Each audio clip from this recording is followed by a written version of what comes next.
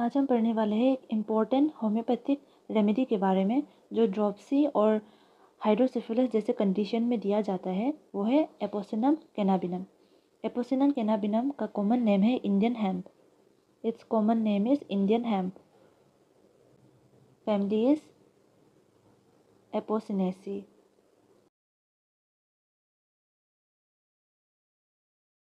फेटेक। Physical generals. Excretion diminished, especially urine and sweat. यहाँ पे जो एक्सक्रीशन रहते हैं वो डिक्रीज हो जाते हैं। Excretion decrease, specially urine and sweat. Dropsy और सेरस मेम्ब्रेन्स एक्यूट इन्फ्लेमेटरी। ड्रॉप्सी का मतलब है एक्यूमुलेशन ऑफ वाटरी फ्लूइड। तो जो बॉडी है उसमें वाटरी फ्लूइड एक्यूमुलेट हो जाता है जिसका वजह से हाथ पैर फूल जाते हैं, उसे कहते हैं ड्रॉप्सी। और वो ड्रॉप्सी कैसा रहेगा? Acute and inflammatory. Dropsy with thirst, water disagrees and is vomited. Dropsy में थर्स्ट तो रहेगी लेकिन जो वाटर है वो डिसएग्री करेगा और वॉमिट हो जाएगा। Most cases uncomplicated with organic diseases after typhus, typhoid, scarlatina, cirrhosis after abuse of quinine.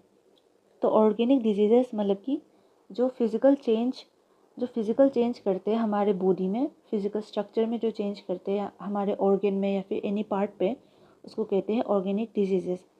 तो जो अनकॉम्प्लिकेटेड ऑर्गेनिक डिजीजेस होंगे उसमें जो ड्रॉप्सी दिखाई देगा after typhus, typhoid, scarlatina, cirrhosis, ये सब कुछ डिजीजेस हैं। तो वहाँ पर जो ड्रॉप्सी होगा उसमें भी हम लोग एपोसिनम कैनाबिनम दे सकते हैं।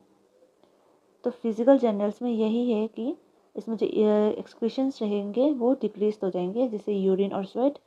और ड्रॉप्सी के कंडीशन यहाँ दिए हुए हैं। ड्रॉप्सी एक्यूट इन्फ्लेमेटरी और ड्रॉप्सी विथ थर्स्ट रहेगा, वाटर डिसएग्रीज और uncomplicated organic diseases. Had acute hydrocephalus.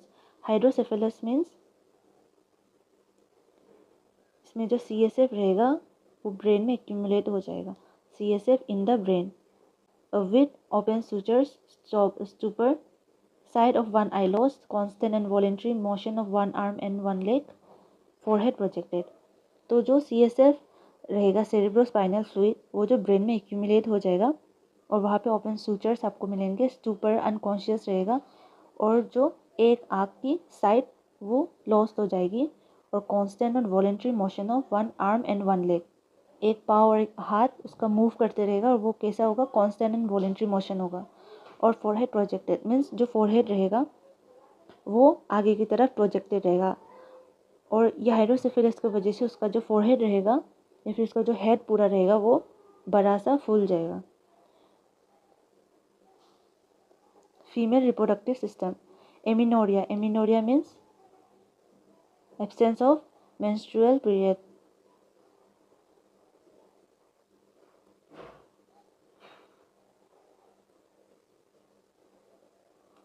Amenorrhoea in young girls with bloating and dropsical extension of abdomen and extremities. मतलब कि जो एब्डोमेन और एक्सट्रीमिटीज़ रहेंगे वहाँ पे क्या हो जाएगी? ब्लोटिंग हो जाएगी और ड्रॉप्सिकल एक्सटेंशन मतलब वो फूल जाएगा। तो इन यंग गर्ल्स में एमिनोरिया के केस में उसके जो हाथ पाँव रहेंगे, एक्सट्रीमिटीज़ और जो एब्डोमेन रहेगी वो फूल जाएगी। Metrorrhagia. Metrorrhagia means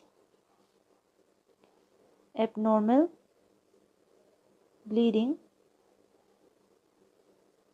between menstrual periods। between menstrual period क्या होगा? उसका एबनॉर्मल ब्लीडिंग हो जाएगा। वो भी कैसा? कंटिन्यूड या फिर पैरोक्सिमल। कंटिन्यूड मीन्स जैसे कि अभी स्टार्ट हो गया उसका तो वो कंटिन्यू रहेगा, या फिर पैरोक्सिमल। पैरोक्सिमल मीन्स कभी होगा कभी नहीं होगा, एब्सेंट हो जाएगा, फिर होगा फिर एब्सेंट हो जाएगा, कभी 2-3 दिन बाद फिर होगा, फिर 1 दिन के बाद होगा, तो उसको बोलते हैं पैरोक्सिमल फ्लो। तो वो भी फ्लूइड रहेगा या फिर फ्लोटेड।